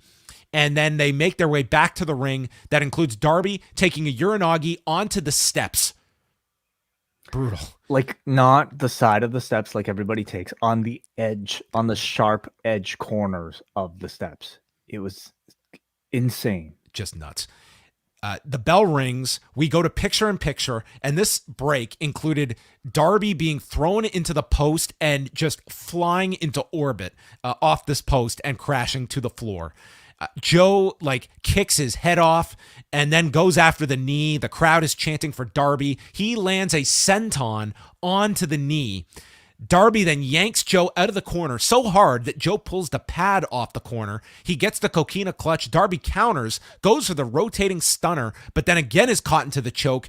And to break free, he runs Joe into the exposed buckle, code red, coffin drop to the back, then a coffin drop on the chest, and Darby pins Samoa Joe, ending the King of Television's run. At least half of his run. Well, the other brand doesn't have television, so it's harder to call yourself the King of Television. That is also very true. I felt it was a great run, but I mean, this felt like a great opportunity to drop the belt for a very magical hometown moment for Darby Allin. He's already won the TNT Championship, so you're not necessarily getting, maybe a fresh moment, but nonetheless, I mean, a hometown win this time felt even bigger maybe than the first time around. These two have, at this point, in my opinion, legendary chemistry with one another. We saw it the first time in the match that we thought should have been on the pay-per-view, but instead it was on the go-home show before the pay-per-view. But now they did it for a significant championship change, and I think they're just kind of really setting it up for a trilogy and maybe even more to come in the future. It's just fun seeing Samoa Joe throw Darby Allin around, and Darby Allin being more than willing to accept anything that this guy is willing to give him. So they made Joe look outstanding, the best he's looked in years, and they've told some excellent stories of survival for poor Darby Allin here. I hope that body keeps up, man. Well, it's not going to at this pace. But yeah, big moment. They blew a lot of heat on this show that was vanquished, unfortunately. And the crowd had to leave, in a celebratory mood, unfortunately. But you don't leave with your friends in a great mood and say, I can't wait to do this again. That's when you leave angry, and you can't wait to pay to come back more angry the next time at your favorite losing. Yeah, I mean, I guess next time will be the tale. Maybe a lot of people saw Darby Allin win, saw Bryan Danielson win. They're like, I'm good. I don't need to watch anymore. AEW killed the town. That's it. Seattle, one and done. So there you have it. A pretty great show to start off 2023. Tremendous crowd. Maybe we'll do crowd of the year at the end of the year. This would be in the running. This was even by AEW standards in some of their hotter markets. This was another level. It just sounded incredible for the whole 2 hours. Really, really outstanding. Made AEW really feel like AEW, or at least like the AEW that we've come to know. Even coming off of Wrestle Kingdom this morning, like this show, in terms of entertainment for like the 2 hours, to me rivaled it. It was a great day of wrestling. Yeah, I mean, how much more would you want to spend a third of your day than 8 hours of this professional wrestling? It was a pretty great 8 hours, I've got to say. We have a bunch of feedback, so let's jump in there. If you have any super chats, you can chime in. You are welcome to, unless people have heard enough of our voices today, which some of you may be at that breaking point. Hey, evidently not, because we have actually quite a bit of support today. First of all, I want to thank Rolando Alvarez, who's our latest member at video.postwrestling.com. Of course, if you want to catch all of our cafe specials, including Wrestle Kingdom on video.postwrestling.com. Sign up there if you want to support the channel. Audio, go to postwrestlingcafe.com. Tim Ramsey sends in $2 to support, just to say thank you both for all the coverage today. Thank you so much, Tim, for the acknowledgement and the super chat. Jake from the Windy City sends $5 to say the crowd, the atmosphere, the energy, and the hometown guys going over tonight. This is what the major leagues look like. It felt like a major league show tonight, for sure. Very much so. Thank you so much, Jake, as always, for the support. Phil, our resident ice fishing expert here, sends $5 to say, Saeed from Vancouver. That's who Phil R is. Thank you for all the hard work today and all the coverage on the site. And yes, I went ice fishing on Vancouver Island. So there's a name attached to it, John. Okay, well, there you go. That brings the total to 1. A guy named JJ sends a $20 super sticker. That's a real super sticker. Thank you so much, JJ. Jeff Jarrett. Double J himself. You praise the guy's work and sends a super sticker to show his appreciation. So, but you don't mess with a guy's money. No, not at all. Slap nuts. Thank you so much, JJ, for the support. Much appreciated for that very, very generous super sticker there. We got a Nick Solomons who sends $10.70 to say, are Jade, Cargill, Lila Gray, Red Velvet, and Sky Blue feuding just because all their names are color-based? If so, when will Ruby Soho and John Silver join in? Maybe this individual has cracked the code. I mean, maybe this is for the color palette supremacy. Maybe, taste the rainbow here. That is a very interesting observation. Orange Cassidy. I mean, you're right. Amazing Red. What color is not represented? I'm trying red, to think. Orange. We don't have a yellow. Yeah, we could get the House of Black could take over all of them. Of course. And do we have a purple wrestler? I don't. I think purple is open. Violet. Is there a violet? I'll tell you what, it's definitely green on this show. You've unlocked Pandora's box here. Nice Solomons. I'm very curious to know. This might be the ultimate faction. Yeah, very interesting. They can all come together. Tim Ramsey sends another $2 just to ask, how would you guys book Darby the rest of the year? I mean, I don't think he's someone that necessarily needs a title. I think it's something where you can build him up to a win like tonight, and it doesn't have to necessarily be a super lengthy reign. He sort of exists on his own as this, this unique part of the show that is attached to Sting that he can do the cinematic matches. He can do these insane stunt fests on a routine basis. But he's also someone like you could also look at the idea like, is there a higher ceiling for Darby than sort of this interesting attraction that they have, that he's a very unique performer that isn't like anyone else on the roster. There's absolutely a higher ceiling, and this man will probably climb through it and jump through it and then climb to an even higher ceiling beyond that. But, now that we're getting the pillars actually rising up into world championship status, I certainly think Darby Allin is next in line. And I think you have a justification for a title challenge already with Max being champion. We've seen Max be very competitive with Darby Allin in an opening match to one of the pay-per-views from years ago or months ago that I still remember really well. So I think he would be a natural rival, career rival for MJF. As MJF ascends up the card, so should Darby Allin. So, I mean, this TNT title run is good to kind of give him a little bit of spotlight, a big hometown win. I don't want to see him in this division long. Like, I want to see before the end of the year him ascend to a main event level role.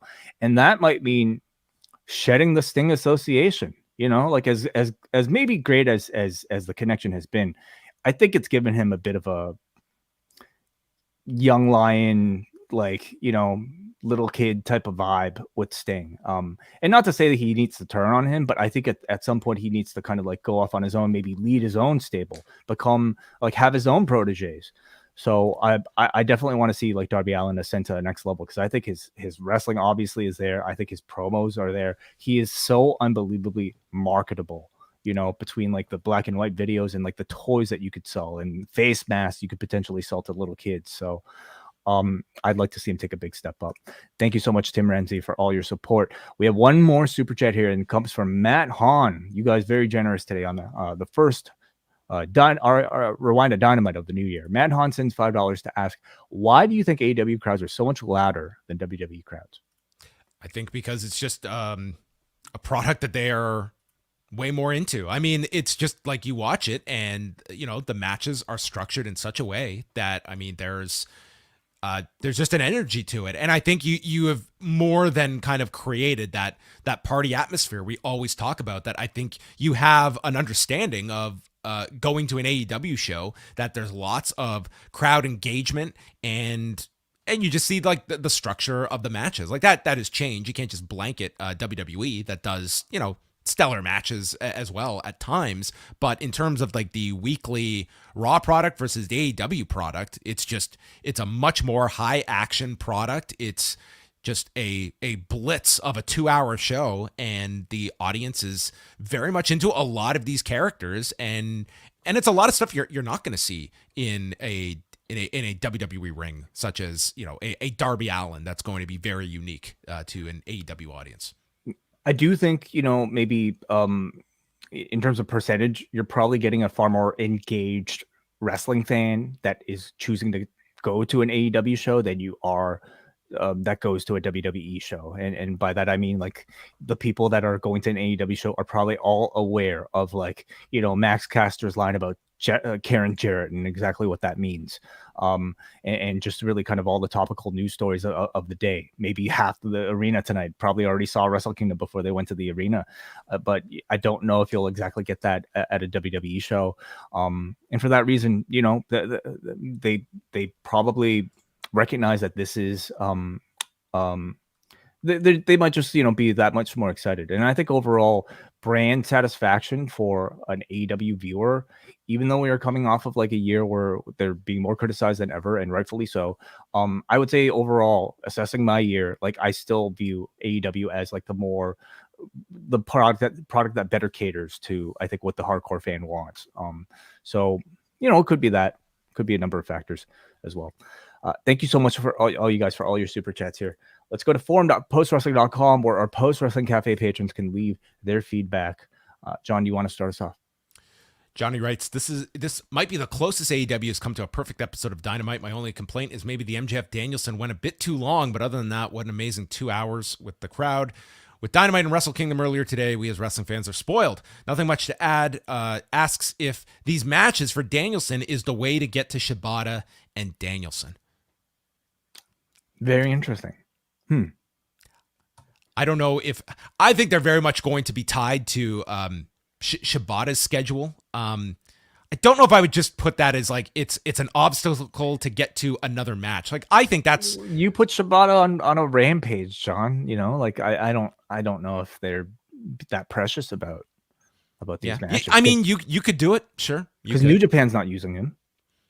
No, you're right. So, like, that to me is something you could do at like a Forbidden Door, but you also have the Zack match as well that you didn't get to do at the last Forbidden Door. Yeah, it's possible, certainly. I think this gimmick has certainly been like pretty fun for MJF, as he puts the gauntlet in front of his title challengers, and we might get names outside of the promotion just to kind of step in for one night. Shibata would be a really interesting choice. Yeah, which are, again, it's like this balancing act of like, for the viewer, I think it's really cool when you're bringing in all these different people, especially when the other side of the equation is Danielson. But again, it's like you are still trying to keep a locker room happy that is going to see like, hey, we're bringing in all these other people for these big matches every week, and it's a locker room they're all just starved for television time, and you want to keep those people happy too. And they do this a lot where they go outside of what is a stacked roster. I understand the frustration, but this happens every year for WrestleMania, or like in this case, a Wrestle Kingdom today. Like you kind of make way for a special attraction for the better of the company. But yeah, we'll see. Let's go to Steve from Virginia Beach, who says AEW is starting 2023 hot. 2 hours flew by. Great crowd, great matches, great show. Only pushback is that I'm not excited for an Iron Man match, as they tend to drag until the last 3 minutes. Plus, I've never been an MJF fan in actual matches. Sure, Dragon is great, but I just feel it may be a hard match to sit through. I don't know. On the MJF front, I'd say you're probably in the minority. I think a lot of people do not have that same criticism, and it depends on the performers. Like, dude, that Hangman Danielson match a year ago was awesome. That did not drag for me at all. If you have the right performers, it's not a hindrance at all. And I think that these two will have, I think you'll have high expectations for that match, especially on pay-per-view where you don't have commercial interruptions, which Hangman and Danielson did have to contend with last year. Fighting the drag is, I think, part of the challenge of putting on a compelling Iron Man match, making sure that, you're entertaining people for the entire 60 minutes. And I definitely feel like these two are up for that challenge. Okay, Saeed here. What an amazing way to start the new year for AEW. The crowd was spectacular. Good to amazing matches all around. Only match that didn't keep up with the others was the women's tag. It's hard to choose my match of the night, but he goes with Swerve and AR Fox. If Tony's the partner, I think it was done the wrong way. But my guess is Sheeta turns heel and takes her out on Rampage or Dynamite next week. Yeah, we'll see. This is a very interesting way of going about it. If Mercedes Moné is still somehow attached to it, it's definitely a bit of a misdirect that involves Hikaru Shida potentially in a pretty interesting spot. Matthew says hottest crowd in the Pacific Northwest since WCW WWF show in 2001. The Tacoma Dome show? Is that what he's talking about? A legendary hot show that just put WCW into another stratosphere when it came to popularity. A huge Buff Bagwell versus Booker T. A classic match. Let me do the next one. Week before they were running Raw in Atlanta. They did that match in Tacoma. Mm-hmm. WCW hotbed Tacoma. Yes. Let's go to an angry pirate who says insanely hot crowd that elevated a pretty good show to a great show. This felt like a classically booked almost house show. Between the tag title change, then reversal, MJF Bryan, and MJF reacting to Bryan's comebacks and taking the bait for the title match, and the classic babyface Starks overcoming the established heel despite shenanigans by his goons. Great way to kick off the new year for Dynamite. Next is Chris from Yonkers. I missed the first hour of the show, but was able to catch the tail end of the Danielson MJF segment. I guess we're getting the 5 labors of Danielson to get us to the eventual Revolution main event. As someone who isn't familiar with AR Fox prior to his appearances in AEW, I'm constantly blown away by the way he moves so fluidly in his matches. The Saraya stuff continues to fall flat for me. Maybe Sheeta's going to take out Tony Storm, and that's going to lead to Mercedes coming in. Or maybe it's actually going to be Saraya and Tony in the match, but I just want Jamie to get past this and finally get to the Britt Baker match and the face turn. And he goes on to say the women's tag match was awesome. I've been a fan of Kiera Hogan since watching some of her Impact work, and I think she had a great showing tonight. Sky Blue and Red Velvet put in work, as well as during their time in the ring together. I hope Jade loses the title soon so we can get past the undefeated gimmick. I just don't see anyone lined up. Any picks in your opinion? Okay, Jade. Again, to me, a good candidate would be Willow, but she's probably a long way from getting there. What do they want to accomplish with Jade Cargill before that happens? I think at that point it is. I don't know what more there is to accomplish. I feel we're almost at the ceiling of this title reign. I don't know if there's. Here's the thing. If you had her lose the TBS title, I mean, presumably you would want to only do that if you want to move her to the actual women's championship, where she would be expected to have pretty stellar matches, on the level of a Jamie Hayter. She's nowhere near, I think, that level yet. Or is that the only role for her? Could she just have a presence on the show and be a big presence on the show without a belt period? I don't know. It's kind of tricky. And I don't even necessarily know if there's anybody out there who, will be benefiting from a TBS title reign as much as a Jade Cargill still currently does right now. It justifies, I guess, giving her a spot on the show. She looks amazing with the championship. It just kind of adds to the aura while she continues to get in ring time to get better. So maybe they'll keep it until they have somebody that they deem appropriate. Yeah, I don't think it's just going to be someone out of nowhere. And you have not really, even started to hint at someone to build up to beyond you've got this Red Velvet. What about Little Bow Wow, as Reggie in the chat room suggests? That's the long-term play right there. Next up. All right, we got a Muggin who says a fiery Seattle crowd elevated Dynamite. They were loud for everything, including Danielson, Swerve, and Darby. Aubrey moved the whole building with that false finish. My gut tells me that a bait and switch might happen in the women's tag match. Sheeta's body language is a big tell. Good step forward as AEW looks to leave a tumultuous few months in the rear view. Cody from Maine, after a string of great Dynamites to end 2022, the trend continued to kick off the new year. Heading west was the best thing that could have happened to this company post All Out. My biggest takeaway from the show tonight is my immense sadness over the great king of television's loss. No surprise in Joe being a transitional champion, but he knocked it out of the park with the time he had. Don't get me wrong, it was a great moment for Darby, but it's a shame the Seattle show wasn't a bit further down the road to give Joe more time as champion.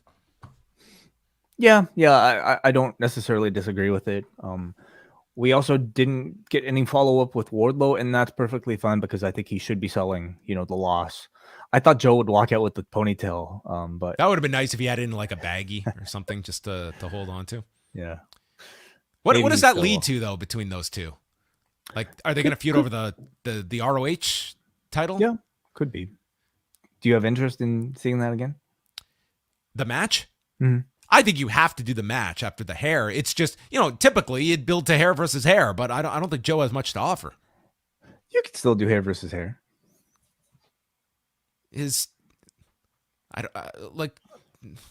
That'd be like me putting my hair up against you. It'd be like, there's a little you could get rid of, but I mean, it's Minoru Suzuki was in a hair versus hair match. That's true. That's Minoru Suzuki.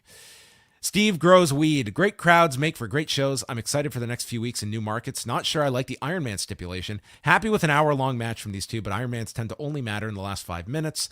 He says Dana's really fucked. Something made him feel invincible enough to react to her slap with one of his own in a crowded space. Not sure if he's as Teflon as he thinks.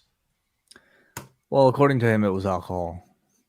So, at least that which, was I mean, to his side as well, like he was not using that as an excuse either. But yeah, that was brought up, certainly. I mean, like you can see the video. Like he is the one that initiates contact with the wrist to begin with. I mean, it looks terrible. It looks terrible, but there's plenty of terrible things that happen and people that there's double standards and sometimes triple standards. Let's go to Jordan from the Bronx, who says there was a time when Danielson was considered weak on the mic. Tonight he told yo mama jokes and the crowd ate it up. MJF brown-nosing notorious AEW critics for heat was a fun change of pace from the typical WWE pandering. Questions. Apologies if you already answered this during the review, but if the Tony Storm partnership is a red herring, how soon do you think we hear her potential replacement? Rampage, Battle of the Belt, or perhaps not at all until next week? Sheeta and Renee's reaction doesn't tell me that Tony was the plan the entire time. I mean, if they're going to switch it, they're not going to announce it until the person walks out like next Wednesday. I don't think you're going to announce anything like that. You could shoot the angle on Friday to take out Sheeta, but I think they would just go into Wednesday as the question mark. Agreed. I don't think you're going to get anything that significant on. But if you do the angle on Friday, like that is the signal to everybody that they will know what to expect at that point. But if Friday comes and goes and the match is being promoted, you are, I don't think, going to have as much of that expectation. Agreed. And the last word goes to Chris in Ottawa. What a night and a beautiful set. Everything looks bigger, brighter, and better. The show was going so well, but then I noticed at 9:30 there was still a funeral, a women's tag, and the main event to go. But somehow it worked, and they still had time for a tender moment between emo dad and his son. Yeah, that's right. Sting did come out at the end. We glossed over. Regarding the term feeling froggy, the most upvoted entry in the Urban Dictionary from July 2008 notes the phrase is used when someone is up in your grill or talking smack at you. So clearly it was used fittingly by Danielson. A great 2 hours of wrestling, a 10 out of 10. And he says that I should try ice fishing. Some people have incredible ice shanties fully loaded. None of that last sentence is appealing in the least. Ice shanty. Okay. I've learned a whole lot about ice fishing. Thank you. Yes. And so ends our marathon day of talking to one another. And well, I will be back on Thursday, 1 p.m. Eastern time with WH Park here at youtube.com/postwrestling going over New Year's Dash. And then with Way, Friday night, remember the start time, midnight Eastern time. We will do maybe a more condensed review because there's a lot to get through and it's a late hour. And dude, I'm old. So that's all coming up this coming weekend. Way, thank you again for manning the ship here throughout. Wonderful graphics, beautiful. Same look here at Post Wrestling in the new year. We have not updated our look yet. Maybe we can do some scenic shots that we can cut to mid review. But why fix something that ain't broke? That is correct. At least our mics work. So goodbye, everybody. This is Jesus Christ. Go Seahawks.